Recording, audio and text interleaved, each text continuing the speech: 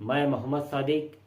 आइए देखते हैं मुन्ना डांगे अपने ख्यालात का इजहार करते हुए क्या कहते हैं। ನಮಸ್ತೆ. ಬಿಜಾಪುರ ಜಿಲ್ಲೆಯ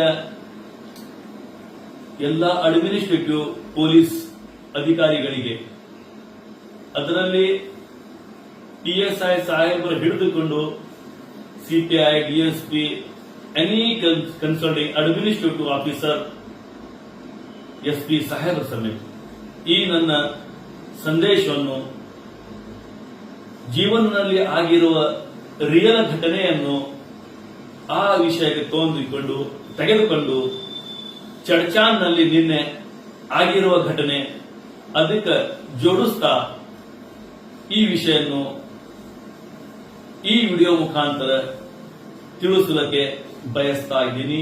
ಈ ವಿಡಿಯೋವನ್ನು ಮಾಡ್ತಾ ಇದ್ದೀನಿ. ದಯವಿಟ್ಟು ತಾವು ದೇಶದ ಪರವಾಗಿ, ಅಮನ್ और ಶಾಂತಿಯ ಪರವಾಗಿ ಈ ವಿಷಯನ್ನು ಎಚ್ಚರಿಸಬೇಕು, ಗಮನಿಸಬೇಕು. ಮಾನ್ಯ ಪೊಲೀಸ್ ಸಿಬ್ಬಂದಿ ಅಧಿಕಾರಿಗಳೇ, ನಿನ್ನೆ ಚಡ್ಚಾನ್ ನಲ್ಲಿ ಆಗಿರುವ ಸ್ಟೇಟ್ ಬ್ಯಾಂಕ್ ಆಫ್ ಇಂಡಿಯಾ ದರೋಡೆ ಕೇಸಿನಲ್ಲಿ ತಮ್ಮ ಪೊಲೀಸ್ ಸಿಬ್ಬಂದಿಯನ್ನು ಗಮನಿಟ್ಟಲಕ್ಕೆ ಫೇಲ್ಯೂರ್ ಆಗಿರಿ ಅಂತ ಇವತ್ತನ ಬಯಸ್ತಾ ಇದ್ದೀನಿ. ಮಾನ್ಯ ಪೊಲೀಸ್ ಅಧಿಕಾರಿಗಳೇ, ನಿಮ್ಮ ಮೇಲೆ ಕೂಡ MP, MLA ಸರ್ಕಾರೇ ಇಲ್ಲ. ನಿಮ್ಮ ಮೇಲೆ ಪರಮಾತ್ಮದನು ಲಕ್ಷ್ಯ ಇರುತ್ತದೆ. ಸುಮಾರು ವರ್ಷ ಹಿಂದ ತಾವು ನನ್ನನ್ನು, ಅಂದರೆ ಜಮೀರ್ ಮುನ್ನಾ ಡಾಂಗೆ ಅನ್ನೋದವನ್ನ ವ್ಯಕ್ತಿಗೀನು ಇಂಡಿಯಿಂದ ತಾವು ಯಾವುದೇ ಒಂದು ತಪ್ಪು ಮೆಸೇಜ್ ಮೂಲಕ ಇಲ್ಲಿಂದು ವಿಚಾರಣೆಗಾಗಿ ಒಯ್ದಿರುತ್ತೀರಿ. ಆ ವಿಚಾರಣೆಯಲ್ಲಿ ಸತ್ಯ ಅನ್ನೋದು ನಿಮಗಲ್ಲಿ ಕಂಡು ಬಂದಿರುತ್ತದೆ. ನಾ ಅದರಲ್ಲಿ ಭಾಗಿಯ ಇಲ್ಲ ಅಂತ ಹೇಳಿ ಗೊತ್ತಾಗಿರುತ್ತದೆ. ಆ ಸಂದರ್ಭದಲ್ಲಿ ಯಾವುದೇ ರಾಜಕಾರಣ ಒತ್ತಡಕ್ಕಾಗಿ ತಾವು ತಮ್ಮ ಅಧಿಕಾರವನ್ನು ನೆನಪು ಹಾಕಿ ಆ ಒತ್ತಡಗೆ ಬಲಿಪೋಷ ಆಗಿ ನನ್ನನ್ನ ನಿರಪರಾಧಿ ಮನುಷ್ಯಗೆ ಅಪರಾಧವನ್ನು ಸಾಬೀತು ಮಾಡಿರುತ್ತೀರಿ. ಅದು ಪೂರ್ತಿ ಡಿಟೇಲ್ಸ್ ಒಳಗೆ ನಾನು ಹೋಗಿ ನಿಮ್ಮನ್ನು ಈಗಿದ್ದವರಿಗೆ ನೋಡ್ಕೊಡೋದು ಇಷ್ಟ ಇಲ್ಲ. ಆದ್ರೆ ನಿಮ್ದೇ ಆದಂತ ಒಂದು ಸಿಸ್ಟಮ್ ಇದೆಯಲ್ಲ, ಆ ಸಿಸ್ಟಮ್ ನಲ್ಲಿ ಯಾರ್ಯಾರು ಬಂದಿರ್ತಾರೆ, ಯಾರ್ಯಾರು ಹೋಗಿರ್ತಾರೆ, ಆದ್ರೆ ಸಿಸ್ಟಮ್ ಒಂದ್ ಜಗನೇ ಕೂಡ ಇರುತ್ತದೆ. ಮಾನ್ಯ ಪೊಲೀಸ್ ಅಧಿಕಾರಿಗಳೇ, ನಿನ್ನೆ ಆಗಿರುವ ಘಟನೆ ನಿಮ್ಮನ್ನ ಪರಮಾತ್ಮದ ಒಂದು ಶಾಕ್ ಅಂತ ಹೇಳಿ ನಾ ಬಯಸ್ತಾ ಇದ್ದೀನಿ. ರಿಯಲ್ ಅಪರಾಧ ಮಾಡೋರು ಅಪರಾಧ ಮಾಡದ ಸಂದರ್ಭದಲ್ಲಿ ಅರ್ಧ ತಾಸನ ಕಟ್ಟಿ ಹಾಕಿ, ಸಿಬ್ಬಂದಿಗಳಿಗೆ ಕಟ್ಟಿ ಹಾಕಿ ದರೋಡೆಯನ್ನು ಮಾಡಿಕೊಂಡು ಕೋಟಿಗಟ್ಟಲೆ ರೊಕ್ಕನ್ನು ಎತ್ತಿಕೊಂಡು ಹೋದರೂ ಕೂಡ, ಬಂದೂಕ್ ರಿವಾಲ್ವರ್ ಘನ ಸಮೇತ ಬಂದಿ ಅವರು ದೊಡೆ ಮಾಡಿ ಹೋದರೂ ಕೂಡ ತಮಗೆ ಅಪರಾಧ ಸಂದರ್ಭದಲ್ಲಿ ನಡ್ತಕ್ಕಂತ ಸಮಯದಲ್ಲಿ ನಿಮಗೆ ಯಾವುದೇ ತರಹದ ಮೆಸೇಜ್ ಬಂದಿರೋದಿಲ್ಲ, ಯಾವುದೇ ತರಹದ ನಿಮಗೆ ಯಾರಾದರೂ ಸಿಕ್ಕಿಬಿದ್ದಿರುವುದಿಲ್ಲ. ಅದರಲ್ಲಿ ಅವರ ಅಂತ ಘಟನೆ ಮಾಡಿ ಸಕ್ಸಸ್ ಆಗಿ ಹೋಗಿರುತ್ತದೆ. ಈಗ ಸಿಸ್ಟಮ್ ಪ್ರಕಾರ, ದೇಶದ ಸಂವಿಧಾನ ಕಾನೂನು ಪ್ರಕಾರ ಅವರಿಗೆ ನೀವು ಹಿಡಿಬಹುದು, ಶಿಕ್ಷಾ ಕೊಡಬಹುದು, ಸತ್ಯ ಏನೋ ಹೊರಗೆ ತೆಗಿಬಹುದು.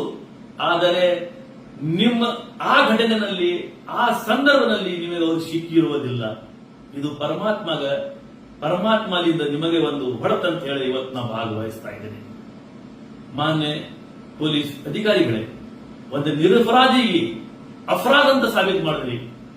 ಒಂದು ಅಪರಾಧಿಗೆ ಜಗದ ಮ್ಯಾಗ ಹಿಡಿಯಕ್ಕೆ ನಿಮಗಾಗಿಲ್ಲ. ಅಲ್ಲಿ ನಿಮಗೆ ಯಾವುದೇ ತರದ ಮೆಸೇಜ್ ಬಂದಿರೋದಿಲ್ಲ. ಇದು ನನ್ನನ್ನ ಒಂದು ಮನಸ್ಸು ಒಳಗ ಆ ನಾಲಾಯಕರು ಯಾರಾದ್ರೂ ಮಾಡಿರ್ಬೇಕು, ತಪ್ಪದು. ಒಂದು ಸಾಮಾನ್ಯ ಜನರದು ಬಂಗಾರ, ಒಂದು ಸಾಮಾನ್ಯ ಜನರದು ರೊಕ್ಕ ಒಯ್ಯೋದು ಸರಿಯಲ್ಲ, ಅದು ಒಪ್ಪಿಕೊಡ್ತೀನಿ. ಆದರೆ ನೀವು ಒಂದು ಸಾಮಾನ್ಯ ಮಂದಿಗೆ ಸುಳ್ಳು ಕೇಸಿನಲ್ಲಿ ಹಾಕಿ ಅಪರಾಧ ಮಾಡಿರ್ತೀರಿ. ಇದಕ್ಕೆ ಪರಮಾತ್ಮ ಹ್ಯಾಂಗ್ ನ್ಯಾಯ ಕೊಡಿಸ್ತಾನಂತ ಹೇಳಿ ಇವತ್ತು ಒಂದು ಮನಸ್ಸಿನಲ್ಲಿ ನನಗೆ ಪರಮಾತ್ಮದ ನ್ಯಾಯ ನನಗೆ ಗೆಲುವು ಸಿಕ್ಕಿದೆ ಅಂತ ಹೇಳಿ ಇವತ್ತು ನಿಮ್ಮನ್ನ ಹೇಳಕ್ಕೆ ಇದು ಭಾಗವಹಿಸ್ತಾ ಇದ್ದೀನಿ, ಇದು ಮಾತನ್ನು ಹೇಳ್ತಾ ಇದ್ದೀನಿ. ಆ ಮಾತು ಜೊತೆಯಲ್ಲಿ ನಿಮಗೆ ನಾವು ಒಂದು ಸಂದೇಶವನ್ನು ಕೊಡ್ತಾ ಇದ್ದೀನಿ. ತಾವು ಎಷ್ಟು ಸಾಧ್ಯ ಆದಷ್ಟ ನಿರಪರಾಧಿಗೆ ನಿರಪರಾಧ ಅಂತ ಘೋಷಿತ ಮಾಡಿ ಅವರಿಗೆ ಏನು ನೀವು ನಿಮ್ಮ ಪೋಸ್ಟರ್ ನಲ್ಲಿ ಹಾಕಿ ರೌಡಿ ಅಂತ ಡಿಕ್ಲೇರ್ ಮಾಡಿರ್ತೀವಿ. ರಿಯಲ್ ರೌಡಿ ಯಾರಿದ್ದಾರೆ ಅವರಿಗೆ ರೌಡಿ ಅಂತ ಇಡಿ, ನನ್ ತೊಂದರೆ ಇಲ್ಲ. ಯಾರು ಒಂದೊಂದು ಕೇಸ್ನಲ್ಲಿ ನೀವು ಅವ್ರಿಗೆ ರೌಡಿ ಅಂತ ಮಾಡಿದ್ರಿ, ನಿಗಾ ಇಡ್ಲಕ್ಕೆ ಅಂತ ಇಟ್ಟರು, ಅವರಿಗೆ ಎಷ್ಟು ವರ್ಷತನ ಅವ್ರ ಮ್ಯಾಗ ನಿಗಾ ಇಡ್ತೀರಿ, ಎಷ್ಟು ಮಂದಿಗೆ ನಿಗಾ ಇಡಿಸಲಾಗಿಸ್ತೀರಿ. ತಗಸ್ರಿ ಅವರಿಗೆ, ಅವ್ರ ಮಕ್ಕಳ ತಾಯಿ ತಂದಿ ಅವ್ರ ಬದಕ ಮರ್ಯಾದೆ ಇರುತ್ತದೆ. ಒಂದು ಕೊಲೆ ಮಾಡೋವನಿಗೆ ಒಂದು ಒಳ್ಳೆತನ ನೋಡಿ ಸಜಾ ಆಗಿದ್ದರೂ ಕೂಡ ಕಣ್ಣು ಬಂದು ಸಜಾ ಆಗಿದ್ರು ಕೂಡ ಬಿಡುಗಡೆ ಮಾಡ್ತಾ ಇದ್ದಾರೆ. ನಿಮಗೆ ಬರೀ ಡೌಟ್ ಇಂದ ಇಟ್ಟವನಿಗೆ ಅವನ ಜೀವನ ಪೂರ್ತಿ ಸಯತನ ಇಡ್ತಿರೋದ್ರ ನಿಮಗೆ ಏನಂತ ನಾನು ಹೇಳಬೇಕು ಮಾನ್ಯ ಪೊಲೀಸ್ ಅಧಿಕಾರಿಗಳೇ. ನೀವು MP ಪ್ರೆಷರ್ ಇದೆ, MLA ಪ್ರೆಷರ್ ಇದೆ, ನಿಮ್ ಸರ್ಕಾರ ಪ್ರೆಷರ್ ಇದೆ ಅಂತ ಹೇಳಿ ನಿಮ್ಮ ಇನ್ಕ್ರಿಮೆಂಟ್ ಹೆಚ್ಚಾಗಕ್ಕೆ, ನಿಮ್ ಪೋಸ್ಟ್ ಹೆಚ್ಚಾಗಕ್ಕೆ, ನಿಮ್ಮ ಟ್ರಾನ್ಸ್ಫರ್ ಉಳಿಯೋದಕ್ಕೆ ನೀವು ಮಾಡಬೇಡಿ. ನಿಮ್ಮಲ್ಲಿನೂ ಕೂಡ ಒಂದು ಮಾನವ ಹೃದಯ ಇದೆ, ಮಾನವ ದೃಷ್ಟಿ ನಿಮ್ಮಲ್ಲಿ ಇದೆ ಏನಿದೆ ಇಲ್ಲ ಅನ್ನಂತ ಅರ್ಥ ಮಾಡ್ರಿ. ಅವರು ಅಂಜಿಕೆ ಪರವಾಗಿ ಮಾಡಬೇಡ್ರಿ. ಸಿಸ್ಟಮ್ನಾಗ ಸಿಸ್ಟಮ್ ಪ್ರಕಾರ ತಾವು ಹೋದರೆ ಕೂಡ ಜನರಿಗೆ ಒಂದು ನ್ಯಾಯ ಸಿಗುತ್ತದೆ. ಸಿಸ್ಟಮ್ ದುರುಪಯೋಗ ಮಾಡಬೇಡ್ರಿ. ಒಬ್ಬ ಮಾಡಿದ್ರೆ ಮತ್ತೊಬ್ಬರು ಬಂದ್ ಕಿಶನ್ ಕ್ಲಿಯರ್ ಮಾಡ್ರಿ.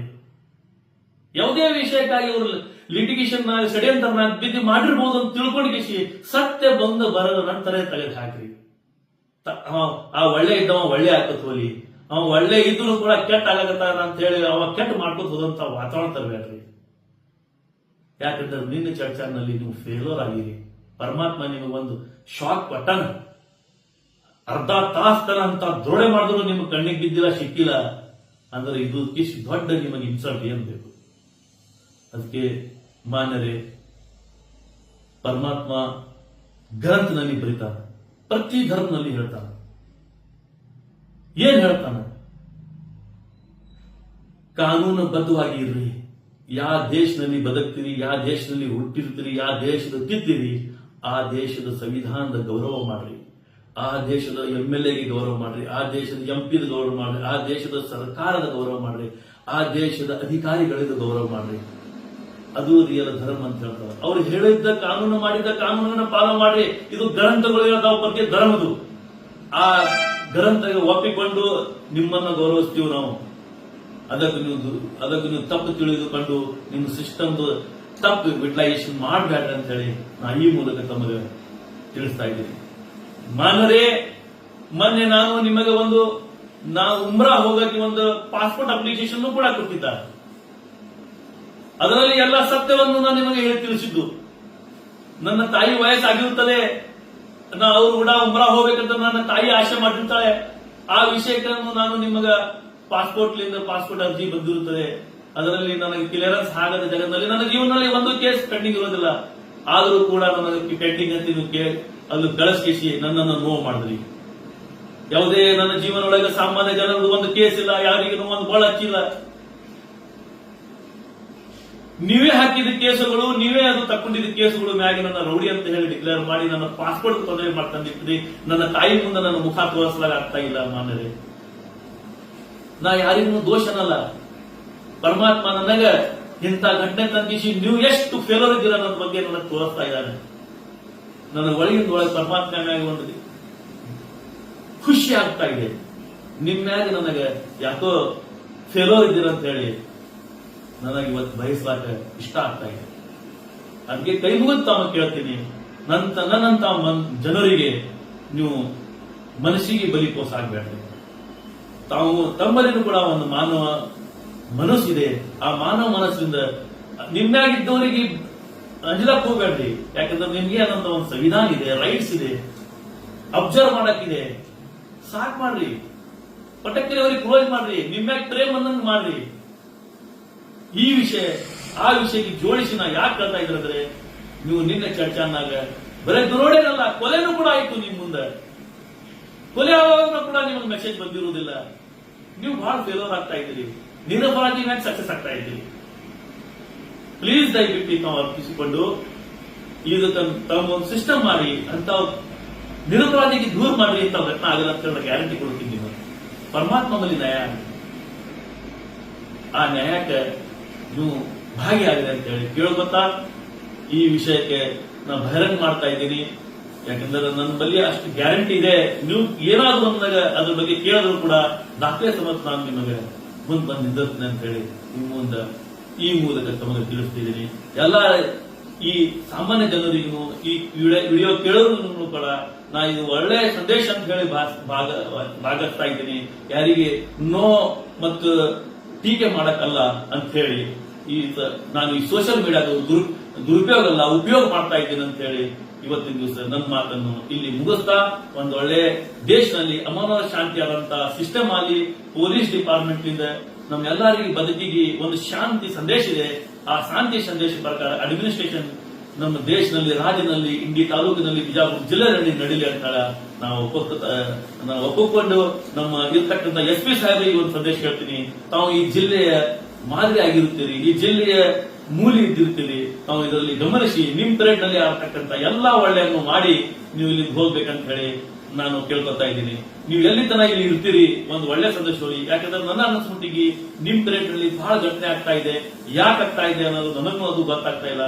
ಆ ಘಟನೆಯಲ್ಲಿ ನೀವು ಒಳ್ಳೆ ಒಂದು ಹೆಸರು ಮಾಡ್ಕೋಬೇಕಾದ್ರೆ ನೀವು ಯಾರು ನಿರಪರಾಧ ಆಗ್ಯಾರ ಅವ್ರು ನಿರಪರಾಧ ಅಂತ ಹೇಳೋರಿಗೆ ಡಿಕ್ಲೇರ್ ಮಾಡಿದ್ರೆ ನಿಮ್ ಮ್ಯಾಗ ಪರಮಾತ್ಮದ ಲಕ್ಷ್ಯ ಇರುತ್ತದೆ ಅಂತ ಹೇಳಿ ಈ ಮೂಲಕ ನಿಮಗೆ ತಿಳಿಸಿ ನಾನು ಯಾರ ಮಾತನ್ನು ಮುಗಿಸ್ತೀನಿ. ನಮಸ್ತೆ. ಜೈ ಹಿಂದ್, ಜೈ ಕರ್ನಾಟಕ.